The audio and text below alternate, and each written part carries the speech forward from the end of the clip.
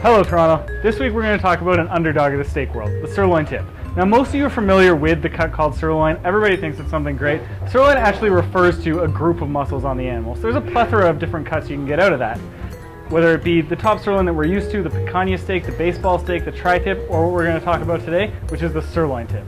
Sirloin tip is a tender and flavorful cut. It's also quite lean, which is nice. A lot of people want to have a leaner option. The price point isn't bad either, so it's always something to consider. Whether you wrap it in bacon if you want to add that fat back in, or just a simple salt and pepper grilling steak, either way you're going to be happy. It also roasts quite well too. If it's a colder summer day and you want to throw something in the oven, I do a roasted sirloin tip just on a bed of onions, simple salt and pepper seasoning.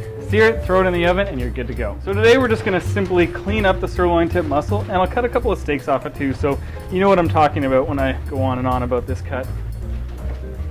Taking the cat meat off of the bottom. This stuff's just a little bit tougher, so it's not something you really want to be eating medium rare off of the grill. Funny thing about a lot of tender muscles of beef is that they actually have tougher muscles attached to them or right next to them, so part of the fun of butchery is knowing how to remove them and where to remove them from. Sirloin tip is made up of two muscles, one known as the round of the sirloin tip and one known as the eye of the sirloin tip. Both of them are quite nice, so you don't really need to pick or choose either one for what I'm talking about here.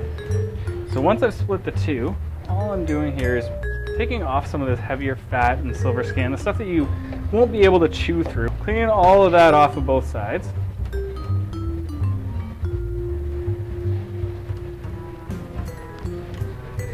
We end up with two nice muscles. Now from here, all we're going to do is take either one, and I'm going to cut some steaks. I like to cut them at around 1 inch, but feel free to order different, all up to your personal preference.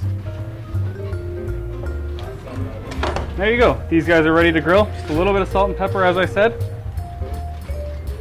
Great weekday meal.